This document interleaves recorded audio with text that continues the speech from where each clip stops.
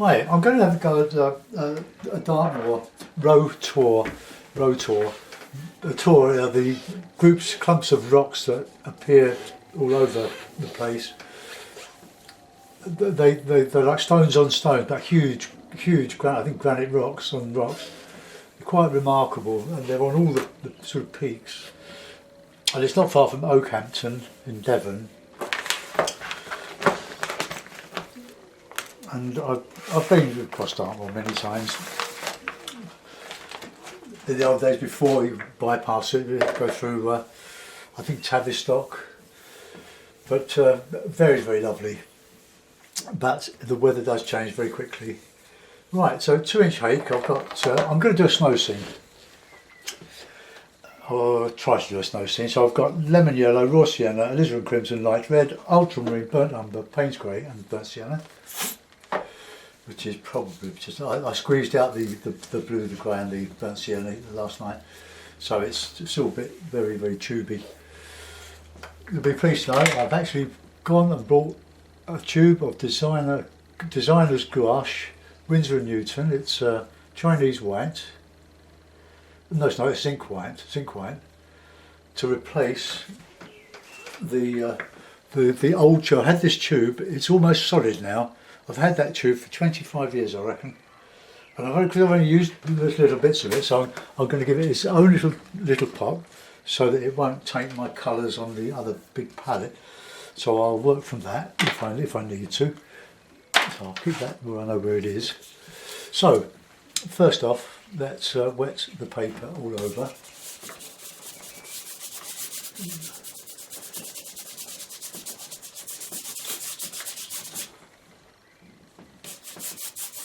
It's very dry today. Not as close as yesterday. I did two yesterday. The ink drawing, which seems to be quite popular, and another moorland scene. Love moorlands. I'll give it a good wet. I've changed the height of my well, I haven't changed the height of that. I've extended the legs on my palette and lifted the whole lot up so I can sit underneath it. I don't know if it's a good move, but it seems that looking on the screen, which is behind me to my right, my right shoulder, you're getting more or less a square-on view without me cluttering it up. So we'll put in we'll use some alizarin in the sky, a bit of sienna, but not a lot. Quite bright. I'm going to do quite a bright day, so a bit of the alizarin.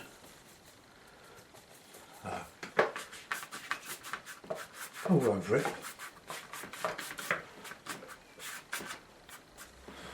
We can put just a bit of light red by the horizon, or a bit of a mixture.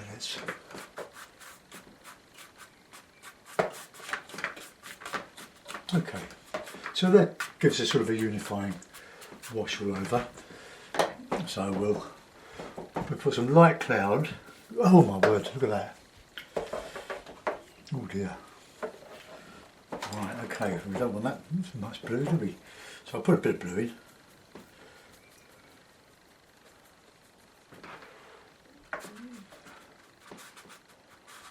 So wind just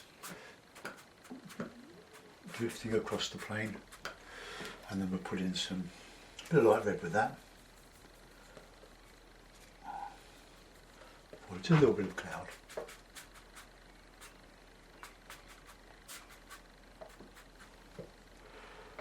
Okay, that's all we want really. And I'll put a bit of a bluish alizarin wash over the landscape, just to tinge the snow. Well, we'll let that dry up a little bit. I'll reclip it. Now, some of you, if you're a beginner, you'll be surprised to know the snow isn't really white. Not as white as a sheet of paper. Like white clouds, they contain lots of colour and they reflect the landscape or the sky, the light bouncing off of in the atmosphere. And if you don't believe me, go out on a bright day with lovely white clouds and hold a sheet of pure white watercolour paper up against it, and you'll soon see the difference. You'll see lots of gentle colours in the white clouds because they're not white. Right, I need a bit of tissue just to take off the bit of the congregated water here.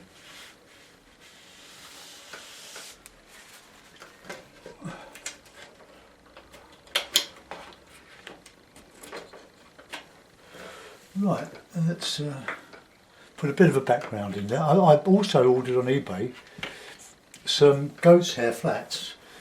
These are goat's hair, and Frank Clark uses. Well, he markets his own version. But I will get one. But I bought a set of three: an inch, a 1 inch, a 2 inch, and a 3 inch brush.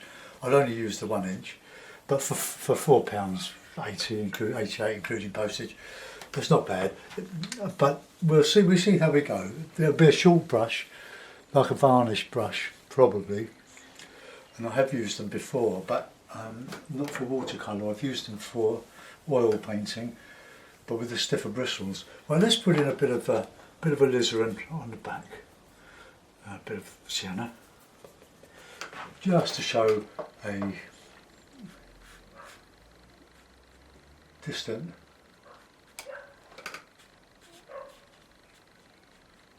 landscape there. A bit of something here.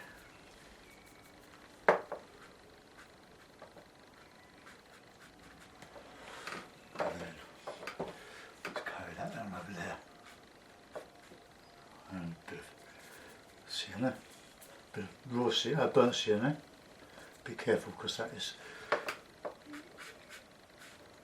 that is still very, very tubey.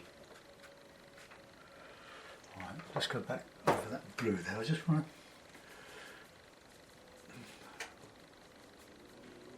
to strengthen that up a little bit. And merging. Okay. Got a hair there. Right. Now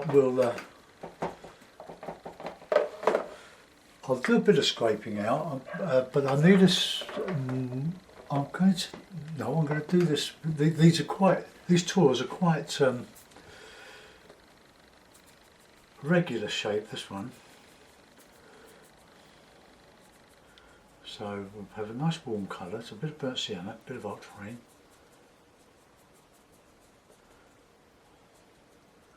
And a bit more blue, I think.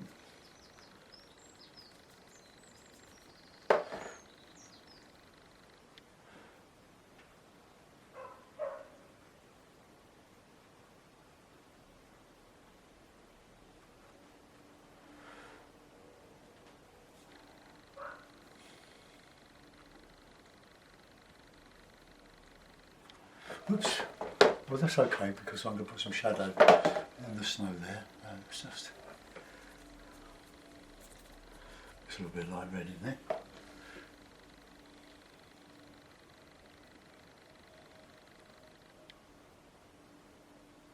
So you can paint very finely with the hake.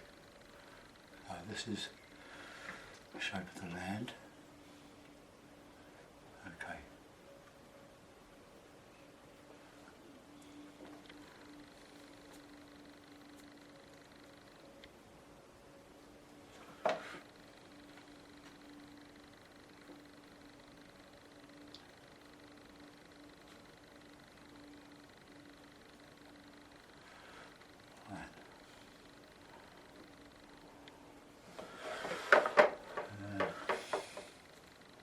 Use a bit of grey in there with some of that sienna.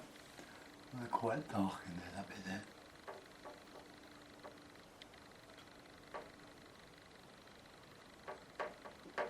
Right, I don't know if I'm going to scrape out some of this. Okay.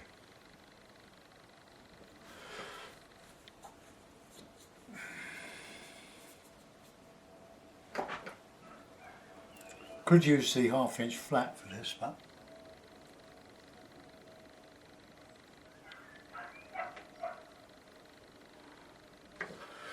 Right, that'll do. Now I'm going to invent some of this landscape as well. So let's just put in some burnt sienna, a bit of grey.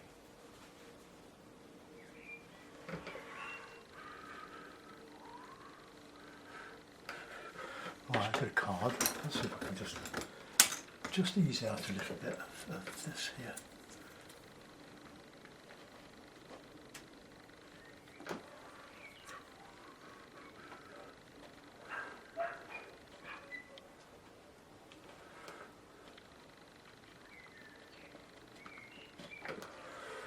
Right, it needs to be a bit more regular than that.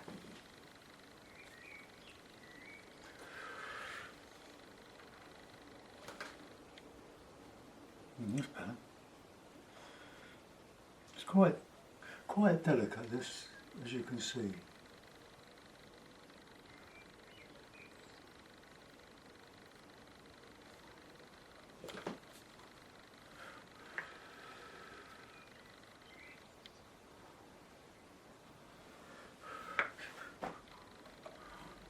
Want my cloth.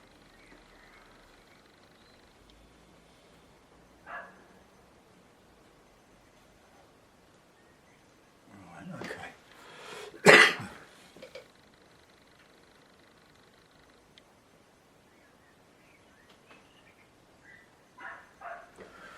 Right. Just lift a bit more out of inverted dogs. Sorry Maxine, I know you're a dog lover, but that yapping gets you after a while. So I think they just leave it in the garden while they go off to work. Right, okay, so we need to put in some harder colours now, and I'm going to use a rigger and some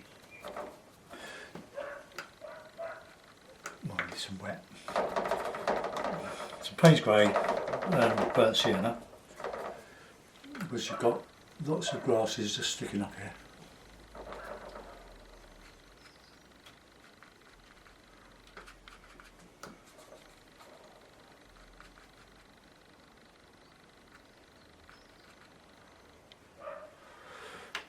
Maybe a smaller rigger would be better than that. I was thinking of doing this as a line and wash, but since the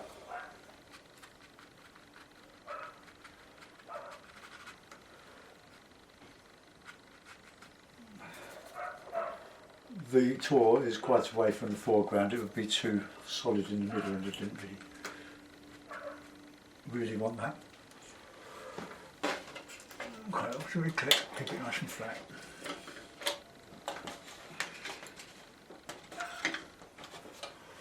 Okay, now we've got a lot of this.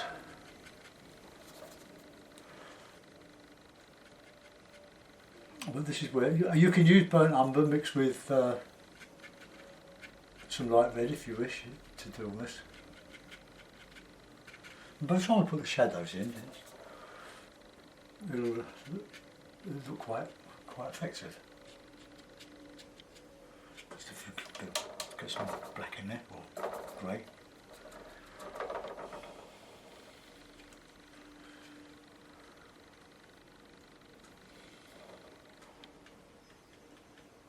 This is going to take a little while to do, but I know some of you prefer the longer ones. Have a glass of wine while you're watching. I do. Alright, let's just... Oh, look what I've gone and done. What do you say?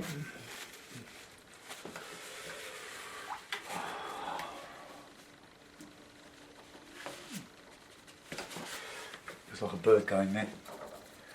Because I'm resting my finger, my knuckle, the finger knuckle.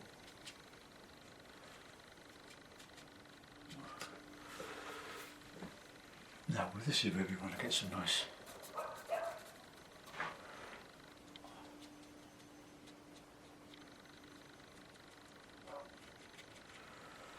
This is just the grass showing through. You can see it's my favourite dark look.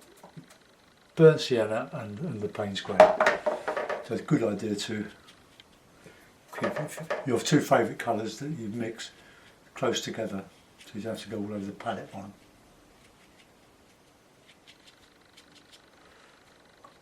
We've got some fun when we put the shadows in.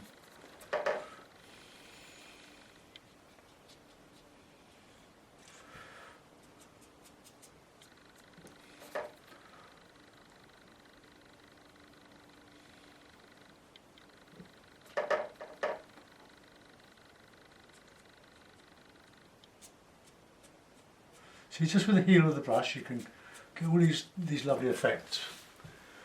From here, I have put some pencil marks on roughly where I want to put them. I am working from a photograph, but it won't be anything like the photograph.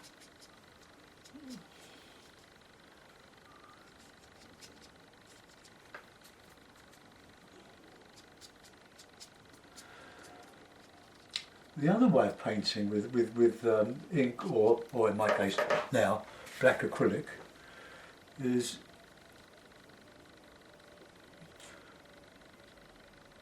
by putting the line in after you've done the painting. Now let's get this shape, let's get a shape here, because this is showing the shape of the land.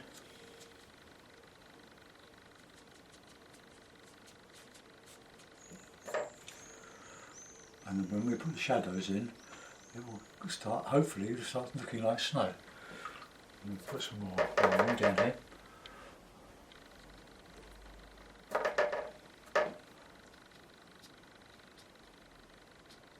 Could be heavy there.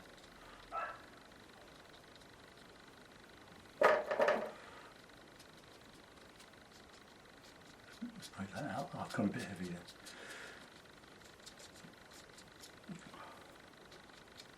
Just let's out some. I'll put it in back in there, and then I'll use the card to scrape out. But I want this to look more solid in the foreground.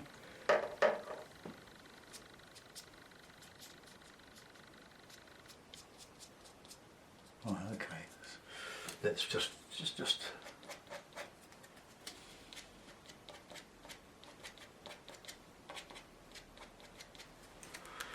That's got a little bit of white there, but never mind. Almost like drawing with the ink, isn't it? Just by using just different colours. Although these are, they're not permanent in the sense that you can, if you apply water to them, they will dissolve.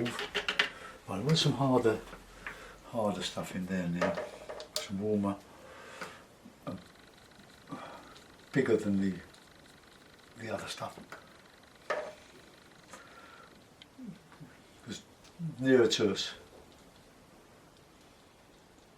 and warmer.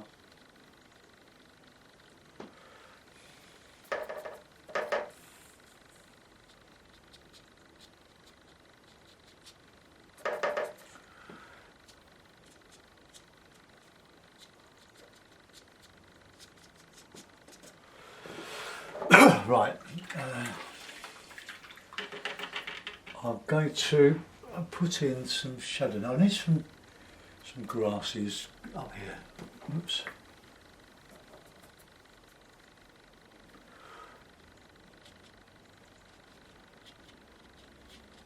Because a lot of this is in the lee of those rocks.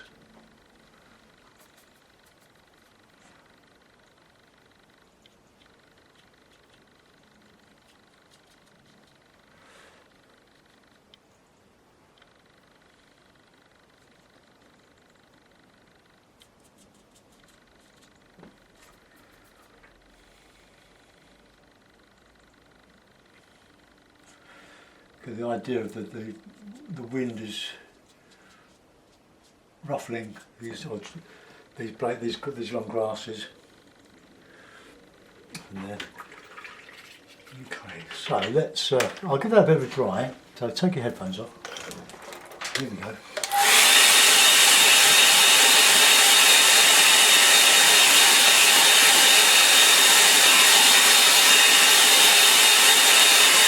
Right, now we'll with the hake we'll put in some shadow. Where's my cloth on the floor?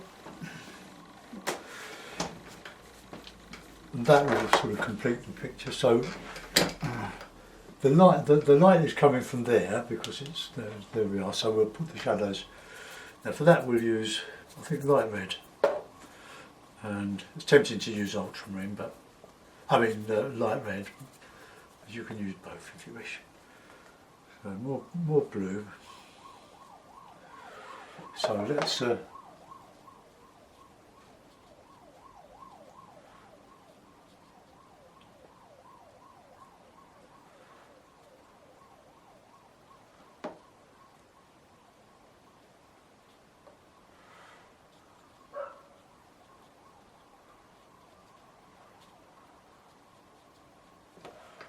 and then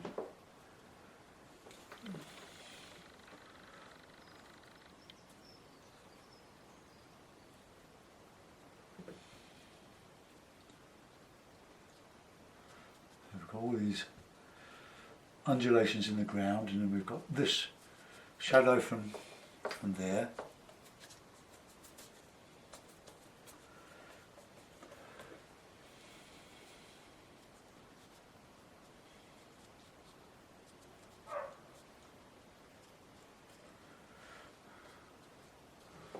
These casting quite a long shadow because the sun's going down over here, so we've got to show it.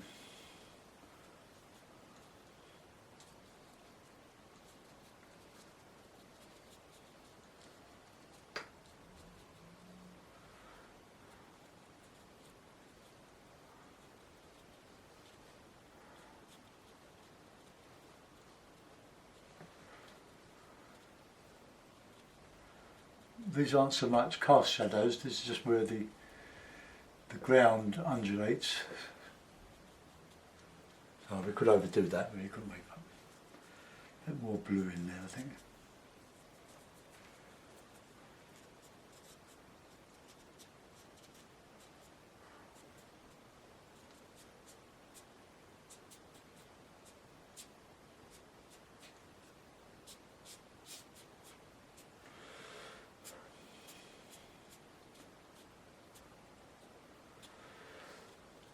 Quite a bit of shadow in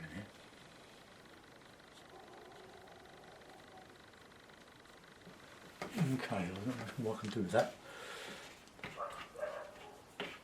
I think I was a bit ambitious with the hake of these tours here. Well, this tour. Let's put some birds in. I'll put it on the little tiny blob.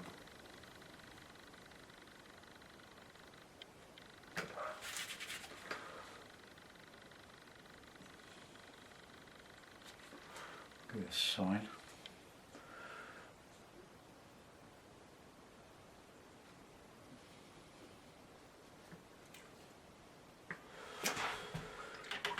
Let's give it some scale now. Let's put in a figure.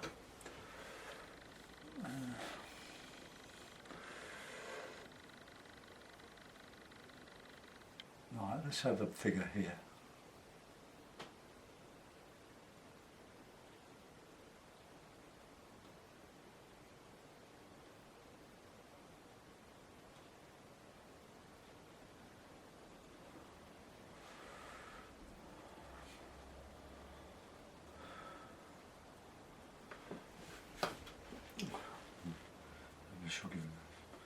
It's a bit blue in here.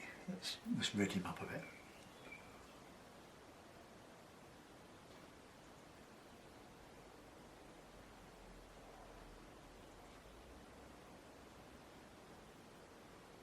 Stick.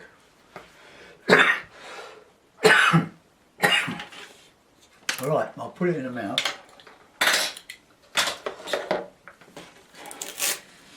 We'll have a look at it.